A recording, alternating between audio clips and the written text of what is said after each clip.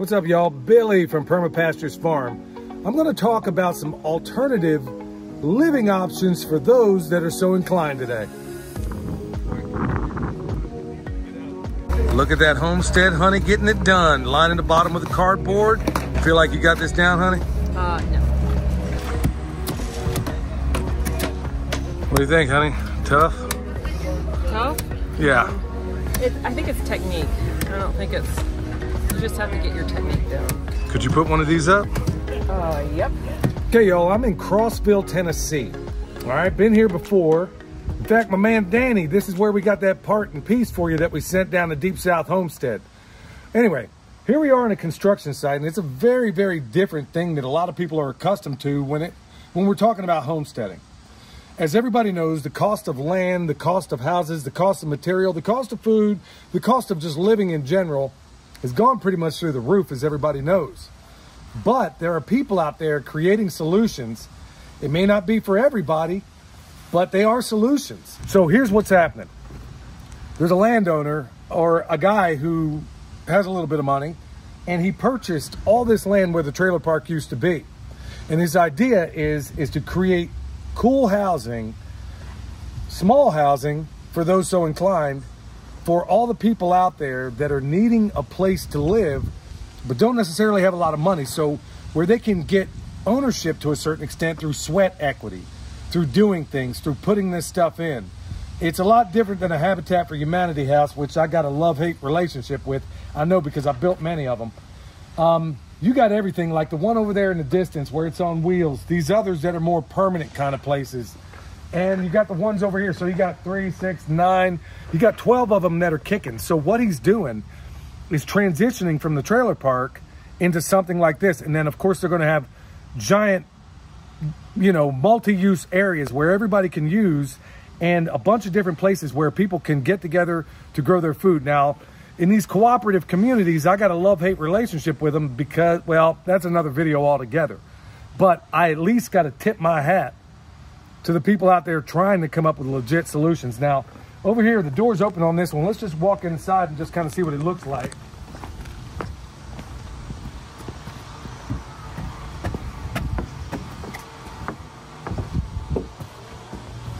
Right now, they're using this as something of a laydown area for the construction that's going on out here. I spoke to the electrician, and they're having some issues with the county. It's the only issues, it seems, for anybody that tries to do any of the stuff like this has very little to do with the people like you and me. It always has to do with the powers that shouldn't be. So in this place, I mean, it's pretty humble. It has a marginal loft, I guess you could say, shower area, cooking area, and then of course this is where the fridge would go. And you got a mini split over here. So the idea is to create a livable place that people could, where, I don't know that I fully see the vision, but I absolutely positively love what they're trying to do out here. This isn't the ideal place for me, but there's a number of others out there that would probably think this is a pretty awesome place to go. So you can pay a reasonable, I don't know how it is. I guess you buy this thing. I'm not sure what it is, but at least the rent, or I don't know, maybe it's a mortgage, is reasonable for the people that are so inclined. Now let's go out here and look at what else is going on. We're flanked on each side. If we kind of look over there, we can see where the next one's going to go. And then in the distance, you can see some of the trailers that are going on out there. If you listen closely, you can hear some of the construction noise going on in the background. We're going to take you there in a minute because it's really, really something cool. It's pretty awesome when you got a person putting their money where their mouth is and trying to do some pretty awesome stuff. I mean, does it work? Will it work? I don't know. But it's pretty doggone cool where somebody's saying, hey, you know what? I know there's a lot of people wanting to get into this lifestyle, and what can I do to help them out? I'm not saying anybody has to do it, but I just think it's pretty awesome that people are thinking outside of the box. Now, we'll just kind of roll on down here a little bit. We got another one. They got varying sizes out here. Mini splits on all of them. Can it be more off-grid? Sure. But to be compliant with a lot of the stuff that's going on, they're having to basically fall into certain requirements. I'll leave that for another date. But you got one that's bigger over there, and then you got subsequent smaller ones over here. I want to take you over here. I'm going to show you a project where it's kind of the center It's really the centerpiece of this whole thing. We're going to walk over here and I'm going to show you the latest model of Earthship that has made it more accessible than any other previous model. Here we are coming up on the side of this Earthship, and this one is the Refuge model. What's different about this is that it doesn't require trusses. It's way simpler to put up, has all the functional capabilities of every other Earthship, meaning, for those that don't know, it's a type of home basically built out of junk. And Michelle and I are out here right now putting our hands on it so she can get a hand of it. Let's go on up here and I'm going to show you some of the key differences that make this thing way more accessible than maybe all the models previous to now were very accessible. It's just very, very simple and very, very functional. That's what I love about it.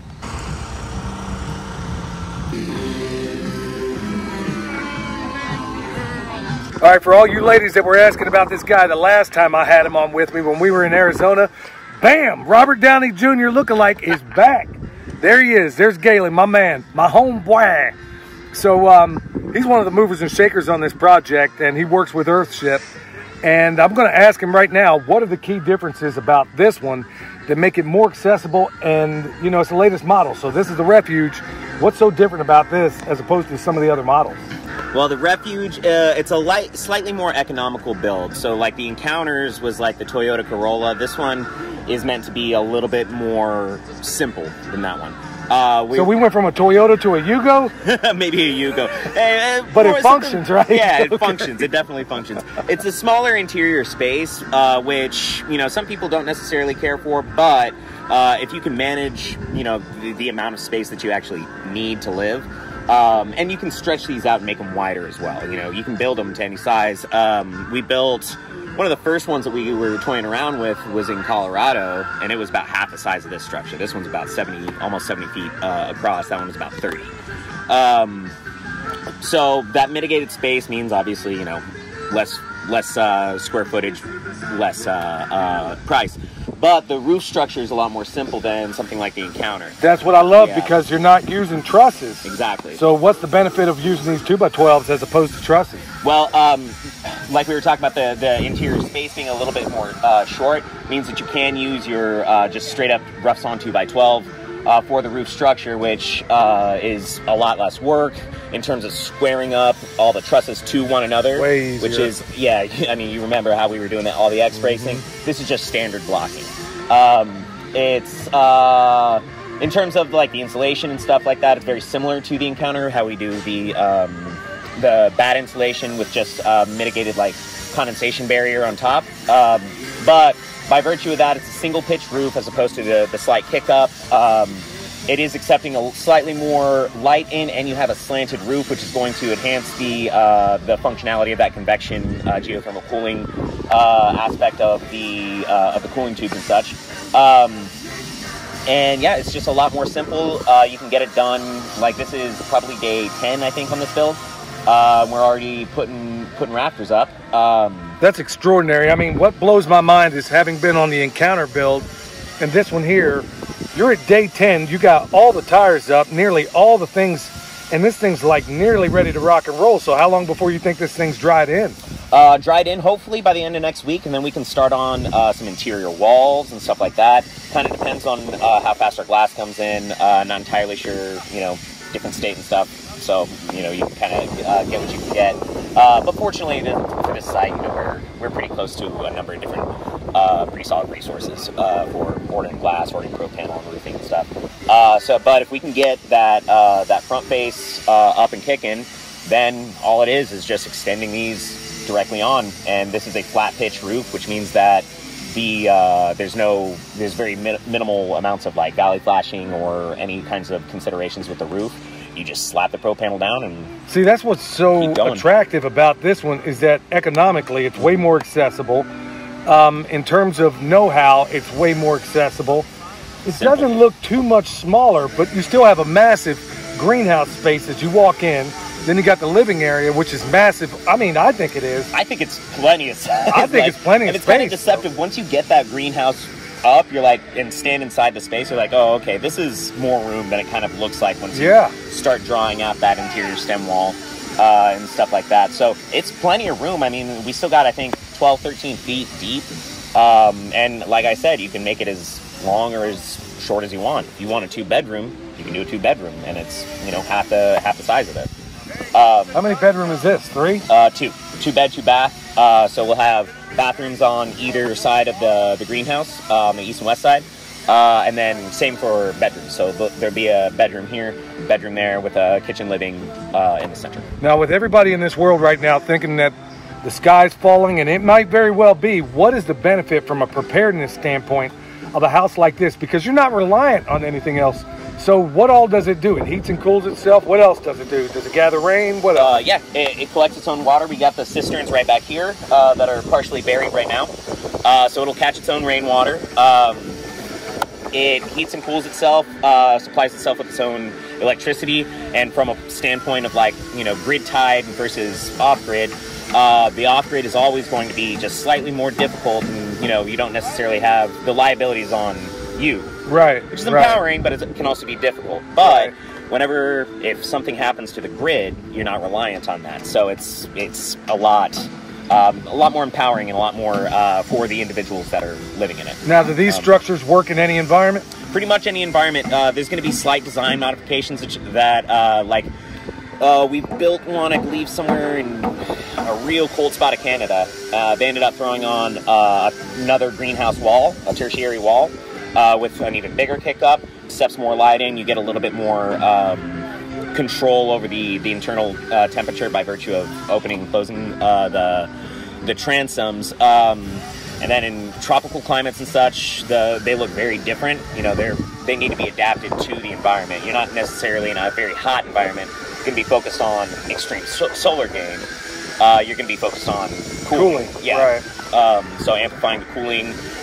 You know, if we're building like in Puerto Rico, where they're prone to a lot of hurricanes and stuff like that, all our buildings are circular, which is, you know, a stronger shape inherently than just flat wall building. Well, this is pretty doggone strong, man. I mean, it would take like a serious earthquake to knock any of this down. Each one of these are about 300 pounds. Yeah. Each brick. Each brick. Yeah.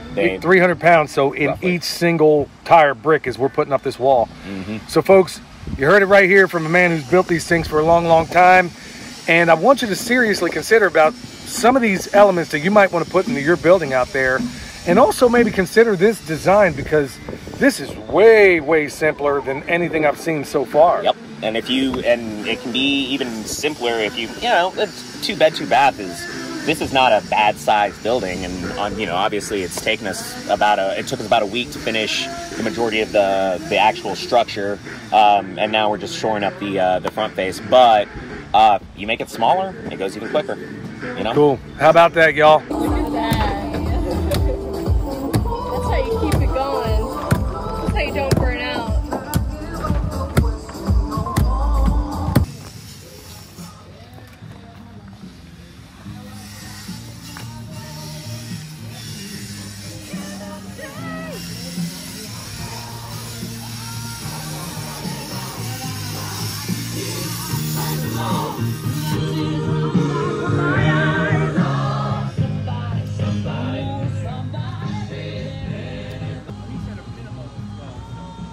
All right, so you get a sense of things. Over there, there's somebody's farm. Trailer park right here that's now being, you know, is being transitioned into tiny homes.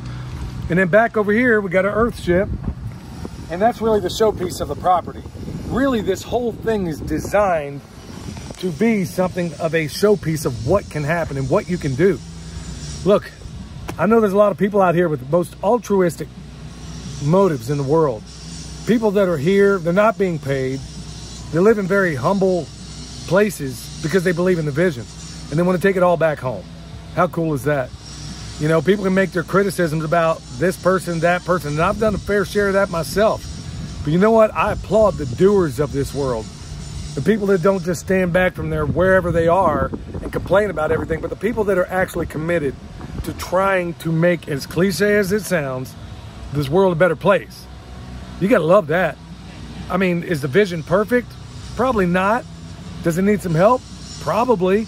But at least somebody's doing something. But you can do something also.